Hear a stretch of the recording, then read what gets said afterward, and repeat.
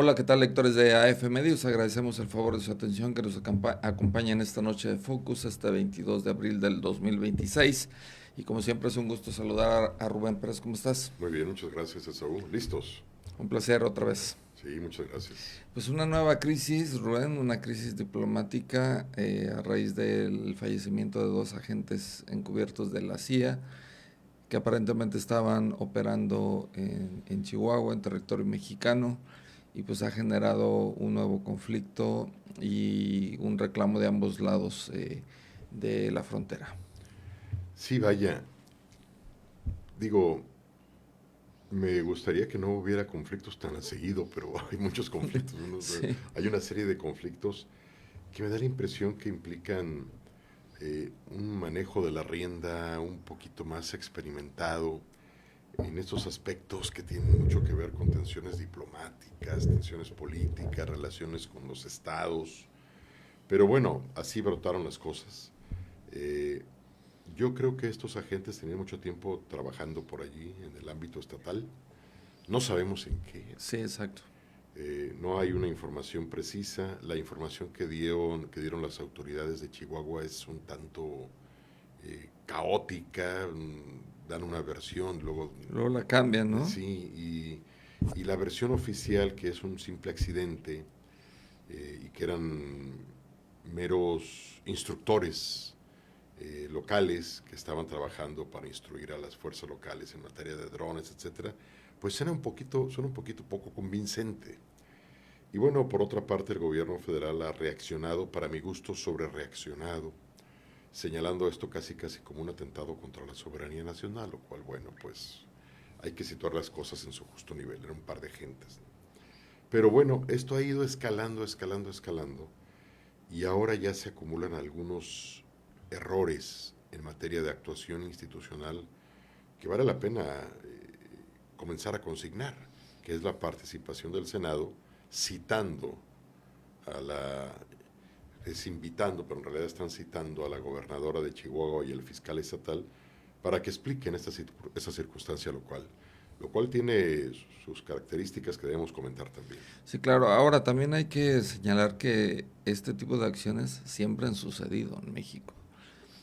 O sea, no es nuevo, siempre ha habido agentes encubiertos de Estados Unidos en México. Recordarás aquel Quique Camarena, ¿no? Claro, pues, era un Y operativo de la DEA de en la todo DEA, eso. ¿no? Entonces no es algo nuevo, sin embargo, por la premura o la cercanía a los diferendos que ha tenido México con Estados Unidos en relaciones bilaterales, incursiones militares, en amagues de Estados Unidos, incluso de bombardear centros operativos de cárteles mexicanos, pues esto toma relevancia. Entonces sucede de entrada el gobierno mexicano pues eh, hace un extrañamiento al gobierno de Estados Unidos, manda una carta diplomática al embajador de Estados Unidos en México, también a Estados Unidos, pidiendo una explicación clara de lo que estaba sucediendo, porque señala el gobierno mexicano, por supuesto, que no conocía estas operaciones, ¿no? Me llamó mucho la atención la declaración del presidente norteamericano, Sí, que digo, también dentro de bueno, que lo conocemos, ¿eh? sí, sí, claro, dentro de este intercambio de sobrereacciones institucionales, bueno, pues aquí se lleva el premio esta declaración porque dice México está perdido, ¿no? Sí, en Estados Unidos está perdido, dice, ¿no?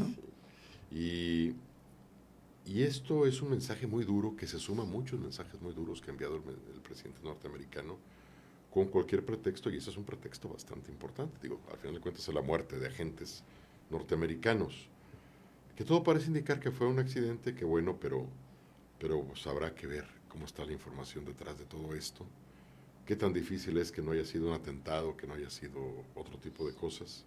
Eh, México está perdido y Estados Unidos es la única esperanza que tiene México.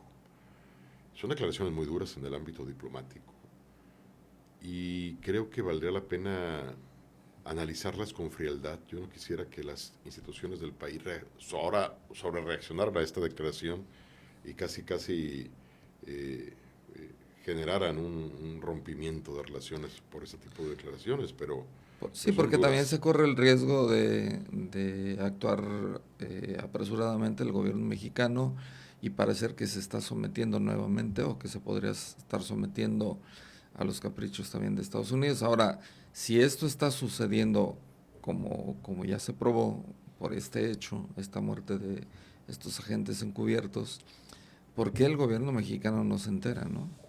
Así es. Eso es otro punto a destacar y por supuesto tomar en cuenta qué está pasando con el gobierno mexicano en materia de seguridad interna, que no se entera de estos operativos o no enteran al gobierno federal si ya estaban operando en Chihuahua, ¿no? Y a esto se suma algo muy reciente, Saúl. Recordemos que el gobierno federal dio explicaciones con respecto al derrame de hidrocarburos en el Golfo, Ajá, señalando que no estaban enterados, que fueron engañados por exacto. funcionarios menores de Pemex. Habrá que recordar, para poner en contexto, que el gobierno federal negó que Pemex estuviera involucrado en el derrame de hidrocarburos. Hubo muchas versiones, algunas muy fantásticas, muy fantasiosas, y a final de cuentas tuvieron que aceptar que sí era un derrame provocado por una falla en Pemex, es decir, que sí era responsabilidad de Pemex. Pero dijeron, lo que pasa es que funcionarios menores ocultaron la información y no permitieron la toma de decisiones oportunas. Y esto vuelve a lo mismo, lo que tú señalas. Entonces el gobierno no está enterado de muchas cosas. El gobierno federal no está enterado de lo que hacen los funcionarios menores de Pemex y no está enterado de lo que están haciendo entidades del país en una relación directa con agentes de Estados Unidos. En el caso de que sea cierto de que no se enteran, de que no sabe qué está pasando en materia de seguridad con agentes extranjeros, pues esto sí es grave, ¿no? Porque no son temas diplomáticos, políticos, son temas de seguridad, donde puede estar involucrado ataques armados, donde puede estar, incluso pueden salir afectados o heridos personas civiles, como ha pasado en muchas situaciones. Así es. Entonces, eso sí incrementa la alerta o debe incrementar la alerta del gobierno mexicano que no se está enterando de temas tan relevantes o tan graves como estos, ¿no? Así es. Y bueno, el Senado de México reaccionó para mi gusto mal, porque el Senado, si bien es una institución federalista, tiene ciertos límites en su actuación. El Senado puede actuar en los estados en casos graves, por ejemplo, la desaparición de poderes, que es un mecanismo que todavía subsiste en la Sí, claro. Constitución, aunque se ha usado poco a lo largo. Creo que la última desaparición de poderes fue de un gobernador de Tabasco, de Puebla, en los años 50 del siglo pasado. Pero lo que no puede el Senado es estar convocando a gobernadores estatales a comisiones para informar sobre temas específicos, en este caso a la gobernadora de Chihuahua sobre el tema de estos dos agentes. ¿Por qué no?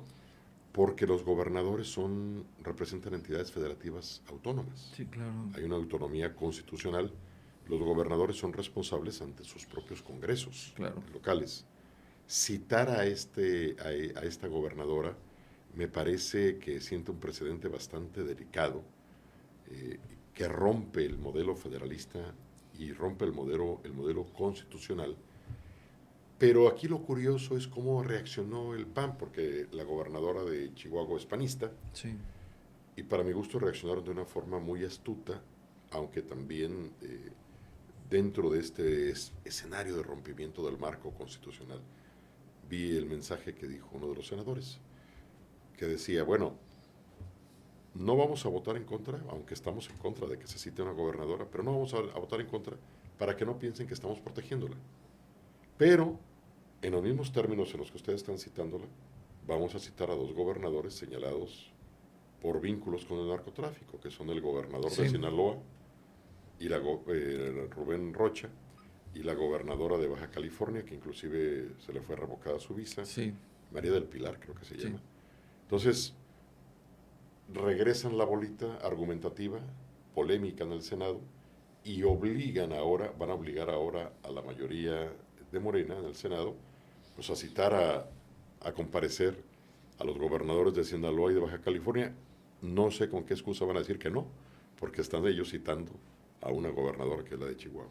Sí, coincido que fue muy inteligente la resolución o la postura de la oposición, en este caso del PAN en el Senado, Pero también, en este caso, el Senado también entonces tendría que citar a autoridades de seguridad del gobierno federal, ¿no? Porque no se están enterando de esta situación, ¿no? Y ahí sí Claro, con plena valía constitucional. claro. ¿Por qué no estás enterado de lo que está ocurriendo en entidades del país? Y lo más grave es por qué no están enterando a la presidenta, ¿no? Sí, claro. Si es que en México siempre se ha dicho que el presidente se entera de todo, aquí qué extraño, ¿no? Sí, porque esto abre un flanco de análisis bastante delicado. Si la presidenta no está enterada de todo, quiere decir que hay personas que pueden estar tomando decisiones al margen del Que le interés. filtran la información Sí, y al margen del o que interés. toman decisiones por ella, ¿no? Y eso es bastante delicado. Imagínate todo lo que puede pasar en ciertos momentos que exista una crisis militar o constitucional o de seguridad nacional y la presidenta no sabe qué pasó. Bueno, se dice que tampoco sabía del operativo del Mencho, ¿no? Entonces, quiero pensar que no. Quiero pensar que sí, pero y que ella dijo que no para no meterse en la línea de fuego, ¿no? De que ella tomó la responsabilidad. Sí, claro. Pero aún así, creo que ella se equivocó en ese aspecto. Porque entiendo por qué haya querido decir que ella no tomó esa decisión, que fue una decisión estrictamente de las áreas de seguridad pública, pero creo que ella se debilitó al hacerlo. Y Sí. aquí están los resultados. Sí. Se debilitó porque ella debió haber dicho, claro, pues eso es todo operativo, yo tengo que Lo revisarlo. tengo que autorizar yo. Ni ¿no? modo, pues, perdón, pero así fue. ¿Por qué? Porque se ve que ella es la que toma el poder y que toma las decisiones. Y cuando tú lo eludes, aunque no sea cierto, vas dejando Sí, públicamente quedas un poquito... vas perdiendo ese margen de poder, porque el poder es algo bastante complejo, Esaú. El poder es algo que está en la mente de los seres humanos. Y si los seres humanos piensan que ya perdiste poder, pues entonces lo pierdes realmente. Exactamente. Se Bastante convierte en realidad, ¿no? Bastante Hablando de la federación, del partido en el poder y sus aliados, pues eligen ya a los nuevos consejeros del Instituto Nacional Electoral en medio de una serie de críticas directas de la oposición y de propios analistas en materia electoral en México, de que están vinculados pues con el régimen, ¿no? Sí, muy delicado porque para algunos analistas, y vaya que lo dicen con cierto sustento, esto es el fracaso de la transición a la democracia que vivimos los mexicanos durante muchas décadas. Habrá que recordar que fue un proceso bastante difícil, bastante duro, pero las instituciones mexicanas comenzaron a transitar poco a poco hacia un modelo democrático pleno. Fue muy complicado, Sí. muy complicado. Y parte de esta transición implicó darle facultades de autonomía plena al instituto que califica y organiza las elecciones del país. Darle autonomía plena a los tribunales que sancionan los conflictos electorales y generar un modelo de alternancia en el poder, que se logró. Se logró el modelo de alternancia. El primero llegó Vicente Fox, después llegó Felipe Calderón, después llegó Enrique Peña Nieto, y después llegó Andrés Manuel López Obrador. Bueno, es obvio que había un modelo de alternancia en el poder y las reglas fueron justas para todos. Exacto. Ahora, si se captura a instituciones electorales, como en este caso, como lo que puede estar pasando en el Instituto Nacional Electoral, y se les afilia, se coopta a esas instituciones a nombre de un partido, nos estamos regresando 40 años atrás. Sí. A la época de Manuel Bartlett, cuando la Sí, antes de los 80, ¿no? Sí, cuando la Secretaría de Gobernación del Gobierno Federal manejaba las elecciones. Y aquí va a ser con un ropaje democrático, con un ropaje republicano y liberal, pero en realidad son instituciones cooptadas y eso es delicadísimo, Saúl. Muy delicado. Sí, el hecho de que se vote o que se permitan las votaciones no necesariamente tiene que ser que tenemos una democracia estable o madura, ¿no? Así es. Y en el caso de estos tres nuevos consejeros, pues por ejemplo Germán Martínez dijo en tribuna que Morena se estaba robando un árbitro electoral y que podía ser ya un retroceso directo en materia de democracia y democracia participativa y electoral directa con México, ¿no? Digo, y de entrada a los consejeros que fueron electos, que se impusieron sobre muchísimas personas que tenían un mejor currículo en materia electoral, en materia de vinculación con la organización electoral. A mí me llama la atención un caso en especial porque es bastante elocuente. El de Arturo Manuel Chávez López, que es Fue director de talleres gráficos de la talleres Nación, gráficos, el que imprimía las boletas electorales, ¿no? y el que imprimía los libros de texto, etcétera, los talleres gráficos de la Nación. Pero él también fue asesor de la presidenta Claudia Sheinbaum en su paso cuando fue delegada. Sí. Y acaban de publicar un video de él que la verdad, digo, es el golpe de gracia. Es un video de él cuando está la presidenta Sheinbaum en campaña y él parece que es un encuentro con académicos y él sale echándole porras, pero de una forma descarada. Es un militante más, echándole porras a su candidata, ¿no? Ahí está el video circulando en redes. Y a este personaje lo colocas como consejero electoral. Pues obviamente es una persona que no tiene un prestigio académico importante, no es una persona que haya tenido una gran trayectoria en materia electoral. Digo, él mismo confesó que no tenía trayectoria electoral, claro, que la única experiencia electoral que tenía era que había participado en elecciones como haciendo las funciones ciudadanas. Como cualquier ciudadano. Cualquier ciudadano, en una casilla.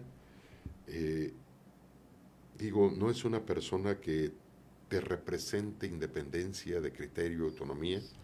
Es un porrista. De por sí con la titular del INE había severas dudas, ¿no? Muy serias. Y ahora él, cuando hace uso de la voz al tomar protesta, pues dice, bueno, yo llego como consejero electoral, no soy un enemigo del poder, no soy un enemigo del gobierno. Eso nos quedaba claro, era obvio, claro. Era innecesario que lo dijera, y creo que se echó más la soga al cuello con esa declaración, ¿no? Sí, porque además como que es medio torpe para hablar, pobrecito. Y los otros dos casos, Blanca Cruz García, que era la presidenta del Instituto Electoral de Puebla, y Frida Denise Gómez, que era exconsejera del Instituto Electoral de Tamaulipas, se dice que están ligadas a los gobernadores, que son gobernadores morenistas, los de Puebla y Tamaulipas, pero bueno, al menos me da la impresión que eran personas vinculadas con lo electoral, ¿no? Sí. Una fue... Algo de carrera electoral, sí, que ¿no? tienen carrera electoral, pero el caso, digo, bastante significativo es el de Arturo Manuel Chávez. Digo, ojalá nos equivoquemos, Esaú, y ojalá este funcionario, este consejero electoral resulte pues una revelación, pero todo parece indicar que no. Ojalá nos hubiéramos equivocado también con la elección de los ministros de la Suprema Corte de Justicia, pero ve las resoluciones y ve las discusiones, ve el nivel jurídico que ostentan, y es obvio que no estaban preparados para ser ministros de la Suprema Corte. Sí, justo ayer veía el debate por la votación en la Suprema Corte de Justicia, y era risible. Bueno, ella decía, voy en contra de todo. Bueno, le decían, entonces está a favor del proyecto, ¿no? Y ella decía, no, estoy en contra. Bueno, es que el proyecto está para eliminar esto. Es que la señora no entendía cómo era la votación. Sí. Si es a favor de un proyecto que va en contra, pues tú tienes que ir a favor del proyecto. Ella decía que estaba en contra. No, que también estaba en contra. O sea, entonces, no entendía. Y fue muy notorio que algunos ministros hicieron un gran esfuerzo por no reírse, contuvieron la risa. Pero es muy preocupante que tengamos una Suprema Corte de Justicia así. Es tan preocupante, Saúl, es tan preocupante que ya hay un movimiento de legisladores de Morena, específicamente senadores, que están proponiendo ya presentar una iniciativa para retrasar la elección. Sí, para el 2028, ¿no? Retrasar la elección del siguiente año, y tomando como base que los resultados que se dieron de la reforma judicial son malos para el país, que están llegando perfiles que no eran los idóneos, y por eso están ya pidiendo que en lugar de que se pidan promedios escolares y otras cosas, que se ejerciten realmente funciones de cuestionario, de examen, redactados de conocimientos por el Poder Judicial, para que realmente se vea que están llegando personas que le saben del derecho. Sí, incluso la presidenta dijo que también ella lo estaba analizando, se necesita una contrarreforma para poder hacer esto, lograr, pero por supuesto que si lo quieren retrasar, lo van a retrasar. Tienen todos los votos, tienen todo el poder y tienen los aliados para lograr los votos. Entonces, pero eso nos da la razón a quienes de lo que dijimos tanto, claro, ¿no? A que los que criticamos esta elección judicial, que no tenía sentido, que estaba apresurado. que estaban haciéndose un mal análisis de los perfiles, que se estaban imponiendo a personas con criterios políticos y no jurisdiccionales, sin trayectoria, y ahí están los resultados. Esa señora a la que tú estás refiriendo, la ministra, aparece también en videos que aplaude de forma que ya casi parece que se cae Esaú al presidente de la Andrés Manuel López Obrador en un mensaje. Sí. Pero era una porrista entusiasta, ni siquiera aplaude así. No. Es un amor frenético al expresidente Andrés Manuel López Obrador. Digo, ahí están las imágenes y ahí está de ministra. Ve los resultados. Claro, pero esto nos da la razón no solo a nosotros, sino a muchísimos analistas, comentaristas, periodistas y a sociedad en general que se pronunció, que a todas luces analizaba y veía que la elección al Poder Judicial pues no era ni siquiera necesaria y que se había apresurado tanto que se había hecho literalmente al cuarto para las 12 y por un mero capricho. Entonces, y luego sucede lo de los acordeones para la elección, entonces fue todo un desastre y esto que está pasando pues nos da la razón. Sí, claro. Por desgracia nos da la razón, digo, porque sí, desafortunadamente que no pasara esto. ¿Qué más quisiéramos? Que todo hubiera estado bien, que se hubieran elegido a ministros de una gran capacidad, a ministras excelentes que le dieran un timbre de orgullo al ámbito jurisdiccional en México. El otro día leí un artículo de un constitucionalista que se me hizo devastador. Decía, yo antes a mis alumnos, porque es maestro de una prestigiada escuela mexicana, yo a mis alumnos de Derecho los invitaba a que viéramos juntos las sesiones del Pleno de la Suprema Corte para que aprendieran.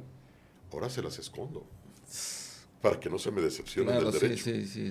Eso es devastador, eso. Pero bueno, pues son los tiempos que estamos viviendo. Y insisto en una cosa que el otro día me comentaste, que estoy totalmente de acuerdo contigo. El periodismo, el artículo de opinión, las opiniones especializadas en los medios, se están convirtiendo en la última trinchera de la democracia. Sí, claro. O sea, a veces ya ni los partidos opositores están dando el ancho frente a esta debacle. La última lucha está aquí ahorita, ¿no? En la opinión pública, en los que estamos generando un poquito de opinión en todos los niveles. Yo lo hago de una forma modesta, pero hay gente que la hace de una forma a niveles nacionales, etcétera. Ahí está, y tenemos que seguir dando esa batalla por la democracia y por la libertad, no por otra cosa. Sí, es que, y siempre he creído que el pueblo o la nación que no se informa está condenada a ser sometida, ¿no? Así es.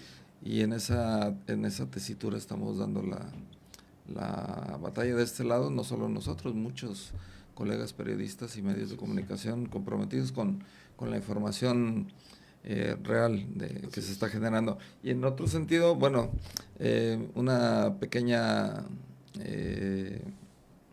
digamos, crisis en la cúpula de Morena, ¿no? Sale la presidenta de Morena, nacional de Morena, Luisa Alcalde, la mandan de consejera, o dice que a petición de la presidenta se va a la consejería de Claudia Sheinbaum, pero tú y yo sabemos lo que significa cuando te mandan de consejero, ¿no? Sí, claro. No, y además lo que significa ser presidente del partido en el poder, y que de repente, digo, nomás para situarlo en su justa dimensión, un presidente de un partido en el poder se convierte en los hechos en un ministerio político del interior, ¿no? O sea, total. Es donde se administran, acuérdate, a los legisladores locales, a los gobernadores, a los presidentes municipales. Pero se administra el discurso del régimen. Así es. Total. Así es la directriz política del régimen. Ya fuera de ambajes, ¿no? O sea, desde el gobierno federal se tienen que guardar formas, muchas cosas, pero cuando eres el líder del partido del poder, eres una figura política de primer nivel. Ese nivel no lo alcanzó, creo, a mi juicio, nunca Luisa María Alcalde. Parecía voy a decirlo con mucho cuidado, parecía una gente de revuelta, de discurso. Siempre estuvo peleando. Pleitos, y sobre reaccionaba y alegaba. Parecía líder nacional de un partido de oposición, ¿no? Sí, exacto. Y inclusive parecía, no sé, como una legisladora más, ¿no? Como que revoltosa, agresiva. Y eso no es ser líder de un partido político, ¿no? Contestataria, eso no es ser líder de un partido político, y menos de un partido político en el poder.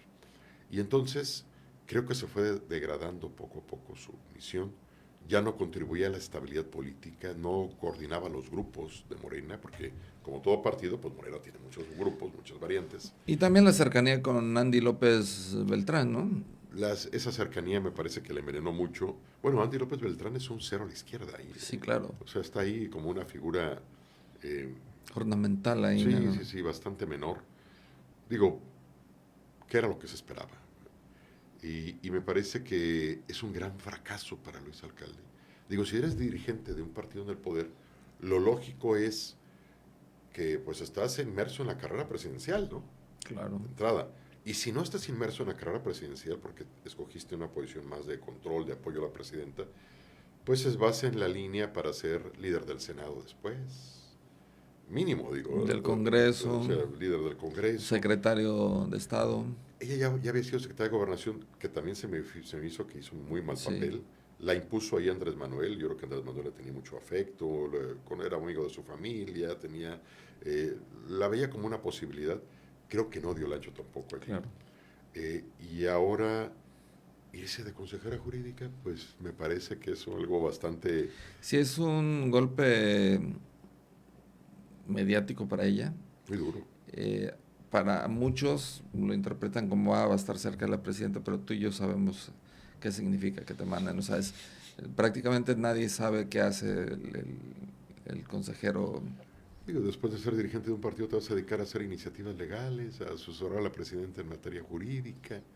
Vaya, es una función, digo, es una función importante para alguien que venga de otros espacios, pero no para un presidente de un partido político nacional. Digo, habrá que recordar a nuestro paisano Mario Delgado, que fue presidente de Morena. ¿A dónde se fue? Bueno, se fue a secretario de Educación. O sea, Sí, bueno, hay allí algo de coherencia. sí cabildeó bien la salida, ¿no? Y además, el poder, cuando tú formas parte de una corriente, de un partido del poder, tienes que administrar a tus líderes bien para protegerlos, porque es parte de tu imagen pública. Digo, los expresidentes del PRI, cuando eran presidentes del PRI, pues siempre se iban a una secretaría, ¿no? O Sí. algo así, a líder del Senado, gobernadores. Aquí en este caso, pues se va de consejera jurídica. Digo, me parece que su capacidad nunca dio mucho, pero, perdón, tengo que decirlo, no la vi nunca como una gran dirigente partidista. Luego dice, pedí que me dieran un ratito para pensarlo, pero a No, las no, horas no, dice, no, ya no, acepté, ¿no? pues eso está, no, Sabíamos que iba a aceptar, es una sabíamos que... barbarie eso, Sí, Digo, ni siquiera tienes elegancia política para tu propia salida. Yo creo que, yo creo que ella, estamos viendo ya su declive definitivo como figura política de primer nivel, si es que alguna vez sí. lo fue. Y ahora ya va a ser siempre una figura política de segundo nivel dentro del gran partido político al que ella pertenece, ¿verdad? Que es el que está en el poder. Sí, lo que sí es que parece que en el terreno político Claudia empieza ya a mover un poquito más las piezas, ya empieza también a eliminar un poquito personajes muy vinculados a Andrés Manuel López Obrador, y tengo esa impresión de que ya comienza a poner sus piezas, ¿no? Sí. Ahora, habrá que ver cuáles son sus piezas, ¿no? Porque tampoco se le ven figuras políticas muy dominantes, muy fuertes Sí, a ella. sí, Se claro. le ven figuras menores, las que son, digo, salvo el secretario de Seguridad Pública, que me parece que es una figura política muy vinculado con ella. No he visto figuras políticas de primer nivel en el Sí. ámbito nacional. Tendrá que irlas entrenando, porque pues eso también lleva un proceso. No puede ser figura política de un día para otro, de primer nivel. Se tiene que ir generando el entorno político e institucional adecuado para que tu personalidad brille. Pero por lo menos ya está desembarazándose de algunas figuras así. Oye, y otro de los temas, antes de irnos, otro de los temas que surgieron estos días, pues es de Marcelo Ebrard y su hijo, cuando, bueno, le publican que su hijo vivió en la Embajada de Londres, de México en Londres, y pues él dice, no es nada malo, estábamos en pandemia, yo pedí que asilaran prácticamente o le dieran asilo a su hijo, y lo dice Sí, muy natural. como muy natural, ¿no? Como si no fuera corrupción, como si no fuera pues tráfico de influencias, pues, como si no fuera indebido, por lo menos, por decirlo menos, indebido. Sí. Sí, la verdad, A mí me decepcionó mucho esa respuesta, porque yo le tengo a Marcelo Ebrard una imagen de un hombre muy inteligente y con mucho dominio de las formas institucionales por tantos años de experiencia, ¿no? Primero por una trayectoria académica y luego por los años de experiencia ligado al poder, Sí, que ha pasado por... Digo, es una forma envidiable por los cargos que ha pasado, envidiable en el sentido de acumulación de experiencias y de vivencias vinculadas con el ejercicio del servicio público. sí. Y ver lo que dice esas respuestas me pareció medio extraño, no puedo entenderlo. Yo creo que ahí, primero nunca debió haberlo hecho. Digo, hay que tener ese cuidado institucional. Oye, no, ¿cómo vas a hacer eso? Digo, siendo que se pueden hacer tantas cosas que podrían haber dejado a su hijo bastante protegido, él como padre, pero sin vulnerar los vínculos Sí, institucionales. No se pudieron haber hecho muchísimas cosas. No vivir directamente en una embajada. Primero no hacerlo, pero ya si lo hiciste, bueno, pues aceptarlo y decir, oye, perdón, de veras, yo en su momento me dejé llevar por el sentimiento paterno y cometí una decisión equivocada, lo lamento. Y bueno, ni modo, cuando tienes una regadona así, el control de daños sí. te dice que tienes que aceptarlo Sí, públicamente. sí, es lo mínimo que Ya, tienes que hacer, ¿no? y ver qué pasa y asumir las consecuencias, porque bueno, No, y debiste sobre haberlo todo pensado. cuando se difunde más o menos el valor de lo que implica que una persona en esa zona, en instalaciones de ese tipo, con los servicios de ese tipo que brinda la embajada, pues sumaban más de 100 y tantos mil pesos de pura estancia al mes, ¿no? No, y las embajadas se tienen que respetar en el ámbito Sí, institucional, claro. ¿no?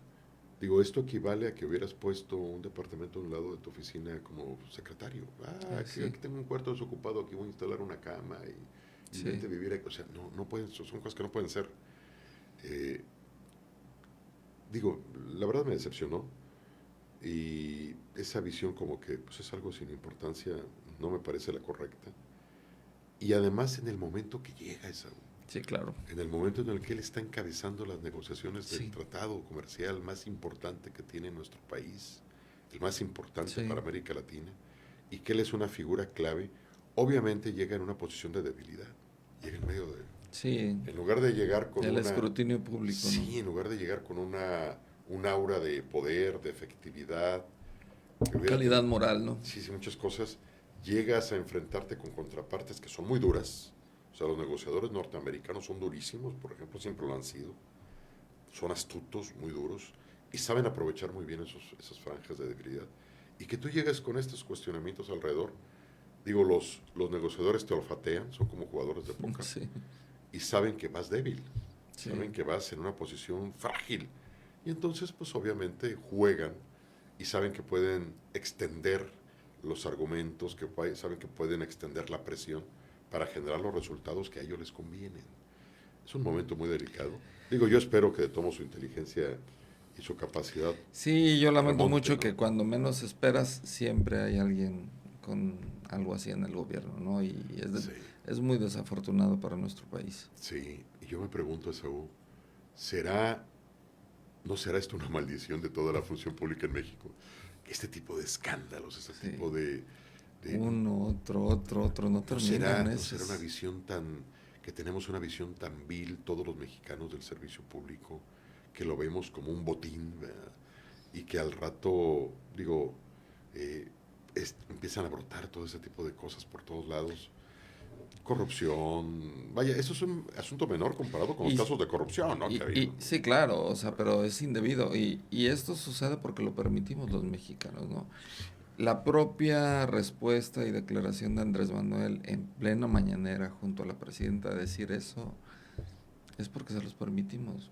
Sí, No claro. tienen empacho en decirlo, así lo hice y ¿qué? O sea, La declaración de Marcelo, de dice el Marcelo, tema de sí. Marcelo, sí. Sí, claro, o sea, porque como que la visión social no da para juzgar adecuadamente esos exabruptos, ¿no?